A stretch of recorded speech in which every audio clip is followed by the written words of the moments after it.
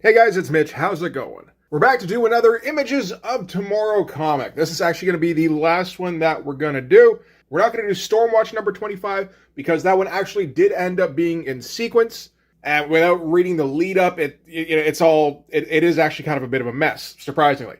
And we're also not going to do Bloodstrike number 25 because it sucks.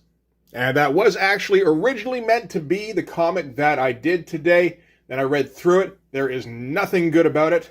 And after the last couple of weeks, it was just starting to feel like I just had a channel that was devoted to shitting on extreme books. And I don't want that. So we're going to be moving on to some books that are worth talking about, at least for a little while. Which surprisingly does include Supreme number 25. So just before we get into it, if you enjoy the channel, if you feel like you might want to help out a little bit, go over and subscribe on my Patreon. Gives you access to everything I do, helps the channel, and helps to buy new comics. So yeah, the Images of Tomorrow gimmick, if you forgot since yesterday, directly after the Extreme Prejudice crossover, which we did just cover, Extreme Studios and one Homage book decided to jump forward by like a year and a half to issue 25 for a few of the books that were involved. Just to kind of come up with like, I don't know, the spitballing ideas for where the book could go eventually. And just get you wondering, oh man, how did we get here to this crazy place? We checked out Brigade number 25. It had a whole bunch of that. I feel like I didn't point out how interesting that was enough, actually. Like, I didn't think the execution was great, mostly in terms of the art. The story, yeah, there's not a whole lot of going on in the story. But I liked that, they did have a major shakeup going on in this issue, 15, 16 issues down the line. They had the gimmick of referring back to images that hadn't happened yet. They had a full mocked-up letters page. They didn't go so far as to mock up future ads, or maybe even like a different logo. That would have been fun. But, they did actually put some effort into that, so that was cool. Bloodstrike number 25, I guess I should touch on it very briefly, has almost none of that. So this is basically, Rob wanted to do Bloodstrike as a single character instead of as a team. And in this Bloodstrike, he's a mystery man. We're not going to know who he is. It's Cabot under there. They still revive Cabot. And Cabot has a single mission to infiltrate a mansion and do badass things. So he's going to kill everybody in the mansion. In this case, it's Catellans. They don't really put up much of a fight. They're not able to do a whole lot to them because it's, this is the kind of stuff Rob likes. It's just guys who steamroll their opponents. And it's drawn by Dan Fraga at a time when Dan Fraga really hadn't locked down whatever his style was going to be. But he wasn't really copying Rob anymore. So he's in this kind of weird in-between place. And this is where it ends, where, he has to fight a big Catellan. And this was all laid out by Rob. And yeah, so they didn't give us any kind of future scenario. The art's not very good. They didn't refer back to any past issues. There is the, where is it? There is the letters page. So that's something, but that's really kind of all they had. Yeah, I really kind of hate the design of New Bloodstrike, actually. So, anyway, yeah, we're not going to do that one. So instead, let's just do Supreme number 25 instead. Which, as I said, shockingly, is a bit more fun. It feels like Supreme just had more interesting creators working on it from time to time. Well, you start out with Brian Murray, who has a style unlike anybody else at the time. You get Sean McManus working in here. It tends to get scripted by other guys. And there's a couple of pretty cool Stephen Platt covers, including on this one. So that last one we saw for Supreme number 12 was a pretty good one. Maybe the only thing you could say against it was that it didn't have a ton of energy, which Platt's stuff can definitely have. So we're going to make up for that in this one. If you're not familiar with Stephen Platt's style, I'm sorry. You gotta do something about that. Stephen Platt, of course, loves him a whole bunch of detail. He loves his 01 micron Pigma markers. He loves his double lighting. He loves veins. He romantically loves veins. And he loves just insanely proportioned superheroes, where you take a standard superhero frame and then you just, pump it full of air for a little bit, and then maybe forget about it for an hour or so. And you get to the point where everything is just straining in every direction. It's very clear that any figure could pop at any given moment. And right then, Stephen Platt goes, all right, let's get started. But yeah, this cover is excellent. I don't think it's a stretch to say this is the best cover on a Supreme issue to this point. There might be a few that are better after this, depending on if you're a Chris Sprouse guy or not. I kind of am. Although, even then, I don't think he did anything that quite matched this. So, credits on this story. Creator and story, Rob Liefeld. I don't know what story means anymore. Did Liefeld have any hand in the script? I kind of doubt it. Did he just go, hey guys, let's do issue 25 before they're supposed to come out? Hee hee. Maybe. That seems a bit more likely. Whatever he did, it earned him the top credit anyway. So layouts are going to be by Sean McManus, which is interesting. It's not always good. Like, it's not necessarily good for an extreme comic, in which case it should be super dynamic, that kind of thing. It's also not very good for regular comics occasionally, but it's going to be different. Sean McManus, I'm really only familiar with from one of the storylines in Sandman, actually, The Doll's House, where Princess Barbie goes off into the dream world to save some kind of kingdom with, stuffed animal friends. And there's this crazy fucking hyper-detailed, hyper-cartoony kind of style. Oh, and he also did an issue of Swamp Thing. But yeah, no, apart from that, I don't really know his stuff.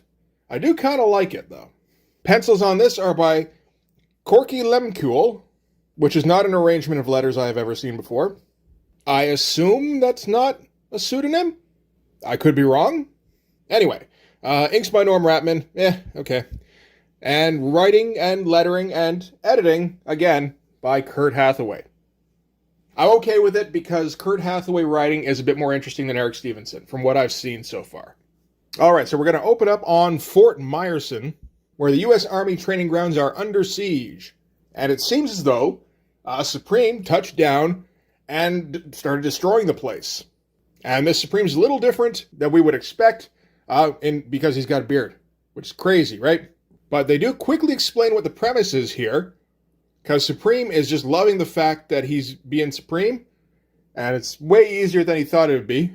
And then says, if this was a simple matter for Simple Simon, which is not a character I'm familiar with, and I don't know if anybody's meant to be familiar with him before issue 11, which would have been the issue immediately preceding this one, I believe.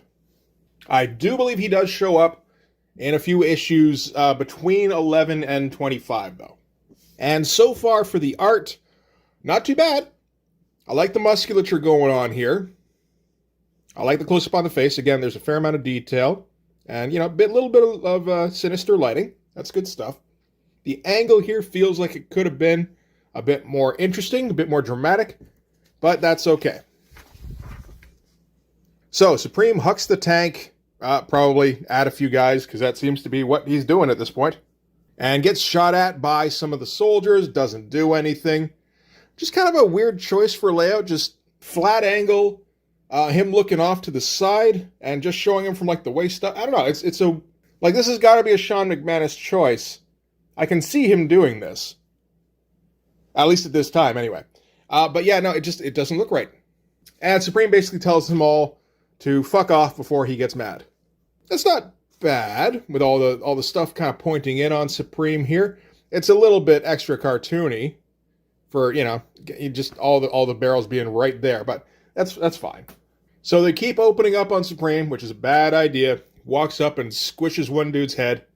And another one of the officers goes, oh geez, headquarters, Supreme squishing heads over here. Well, tell us what the fuck to do. And then we cut to standard CNN lady who tells us that Supreme is messing up an army base. We knew that. I'm not sure why this is here, other than we can cut then to what I would assume is a general. Why? Because he's got a stogie. And he goes, shit, I didn't want this to get out this quickly. And that's kind of it for this scene. I don't know. It's weird. Okay, so from there, we're going to go on a trip into Supreme's mind. which is what this is. This is a representation of Supreme's mind, which has been ejected from his body, of course, so that Simple Simon can take it over. It's a classic, just, body thief kind of thing. But that is the kind of thing that Image hasn't bothered with up until this point. So, it's kind of fresh for them, really. And it's just a matter of he doesn't know where he is. Like, he doesn't know how he got here, and he doesn't know how to get back. Some visually interesting stuff, at least. Not too elaborate or anything, but again, just a little bit offbeat. Okay, so we can leave that now, and we're going to cut to the Supreme that we know. And we know this is the Supreme that we know because he's got Thor's hammer. And he's joined by his kids, actually. This is Probe, this is Valen. I don't remember who this... it's Lady Diehard and Cougar. And there's another guy called Godspeed who didn't make the cut on this panel. But these are all Supreme's future kids who dropped in on him at the end of, I don't know, I think it's issue 6. And he didn't know what the deal with them was. And then, I think they hung around in issue 7. And then issue 8 and 9 is the Thor stuff.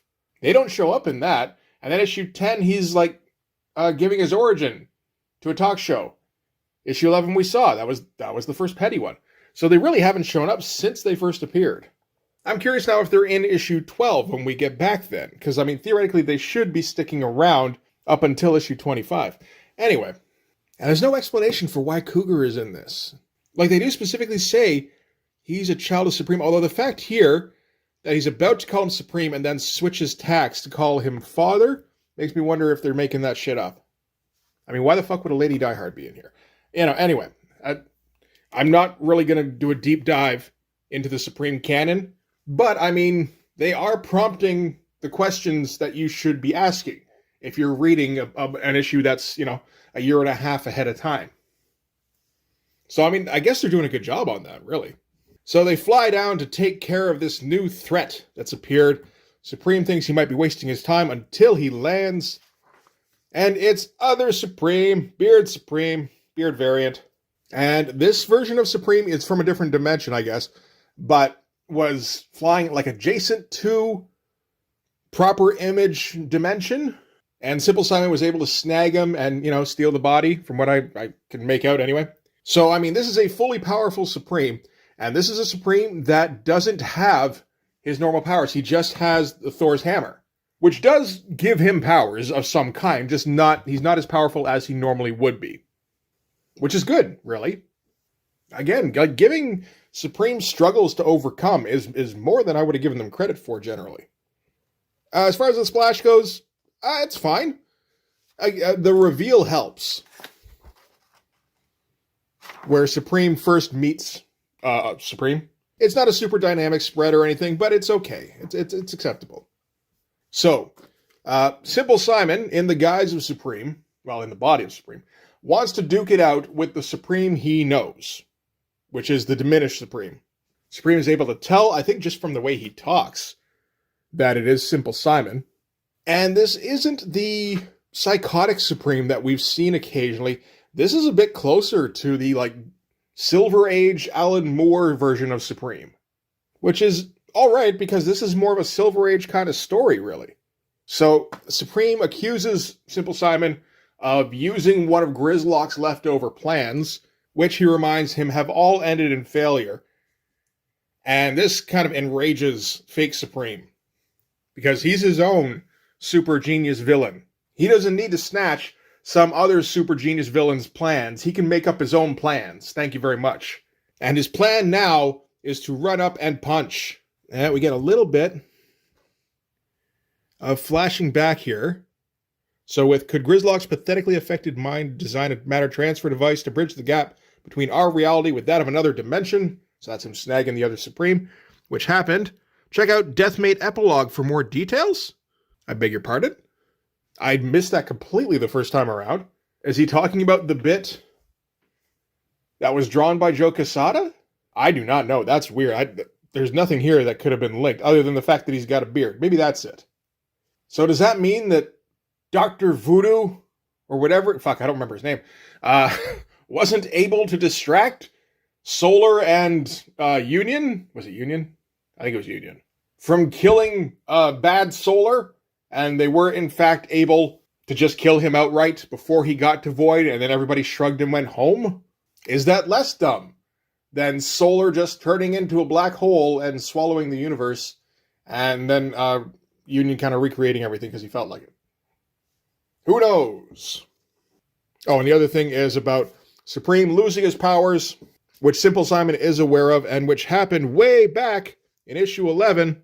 Supreme lost his powers due to his battle with Quantum. I do kind of remember that, if I really think about it. So yeah, after one punch, Supreme is not doing so great.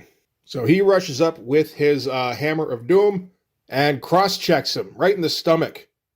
But he didn't go above the shoulders, so that's just 2 minutes, no real chance of supplementary discipline.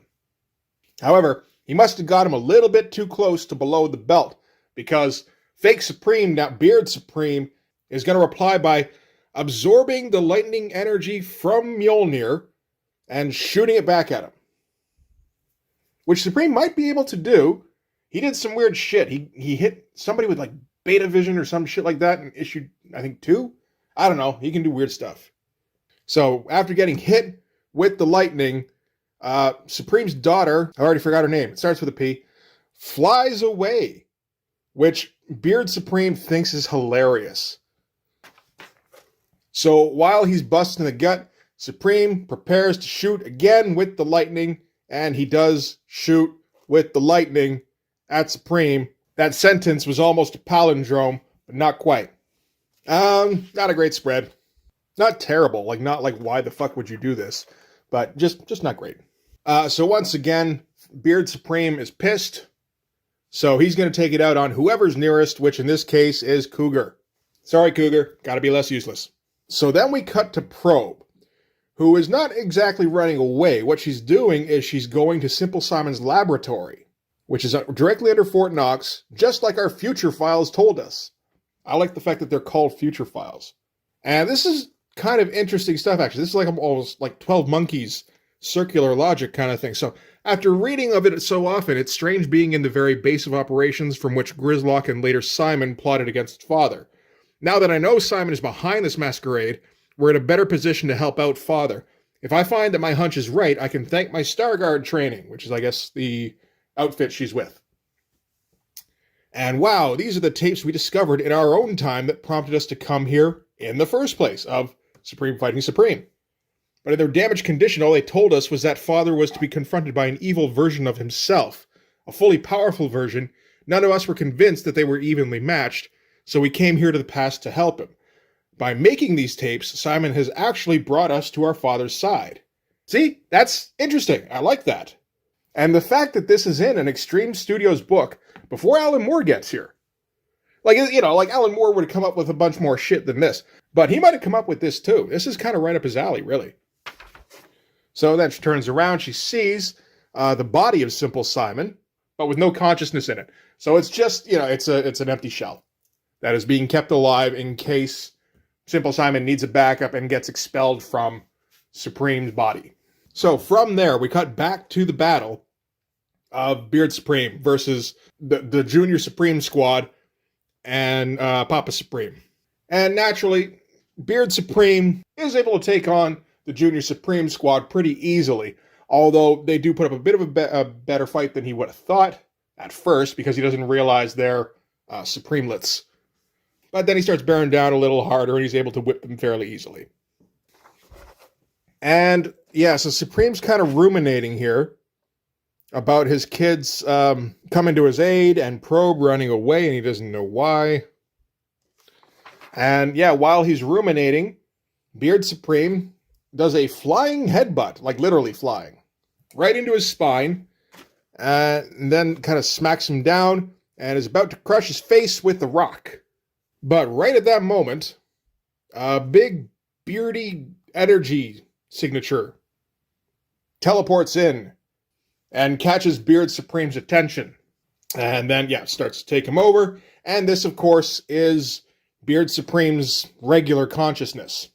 So it's able to eject Simple Simon from Beard Supreme's body. And once the ejection is complete, Beard Supreme has control of his own body once again, and, just puts the rock down. Very Sean McManus looking face. It's decent stuff. I get the feeling he penciled some stuff a bit more thoroughly than he did others. So Beard Supreme tosses aside the rock and tells original Recipe Supreme, this episode has ended now, you are safe from him. And while he's explaining what's going on, his future kids kind of run up and put him in a headlock. And he's like, I'm going to allow this for a second. I understand emotions are high, but I'm also from a dimension where you put out oil fires by throwing rocks at it. So, don't test my patience too much. So he's able to explain himself. He's able to explain that he is a Supreme from another dimension. And, he got waylaid by Simple Simon at some point. Now he's in full possession of his faculties once again, but he's not sure why. So then Probe flies in, and she's able to explain why. And she does this over the course of 2 whole pages of her standing around talking, which is the first big misstep in this issue. So considering it's page 21, 22, I'm willing to overlook that. I think the best option would have been if we'd been in the lab when she decided what to do. She figured out the situation and she figured out how to, cut off the process of Simple Simon taking over Supreme's body. Because that's obviously what she did. She gives a more technical explanation for it here, but that's what it was. Instead, we get them standing around talking about what she did, which is not preferable. But like I said, it's been a pretty decent issue up until this point. They've actually built up a little bit of goodwill, it feels like. So, I'm going to let it slide. So anyway, Beard Supreme is going to go back to his own reality somehow. I'm not sure how he has the ability to do that, but sure, why not? And the Junior Supreme Squad are also going to go back to the future. Because this was why they came back. And now they won, so now it's time to leave. And that's kind of it for the issue. We get a little, kind of whatever teaser. Will Supreme see the Star Guard again? And what will become of Simple Simon? Is he doomed to lie forever beneath Fort Knox? The answer to these and other burning questions await you in each exciting issue of Supreme. I don't know that it does. Oh, there's those.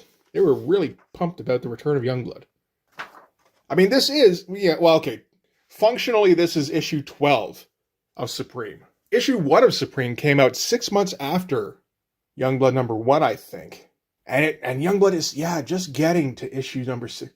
It feels like there should be shame. There should be a little bit of shame that the Extreme Studios flagship title, right, has been so shoddily handled up until this point. But, it's not exactly surprising. So, yeah.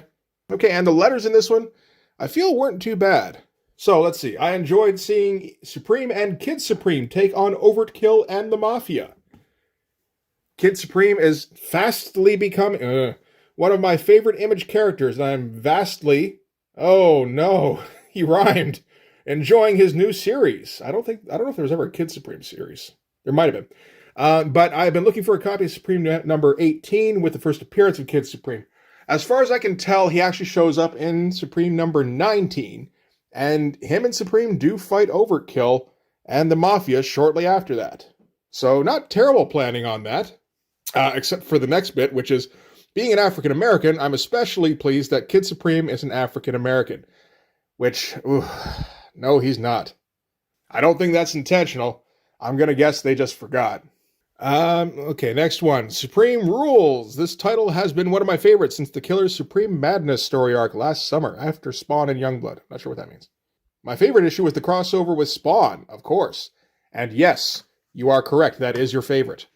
I was expecting the standard good guy meets good guy, fight, resolve differences, and go after common foe story, but what you guys gave me was something altogether different.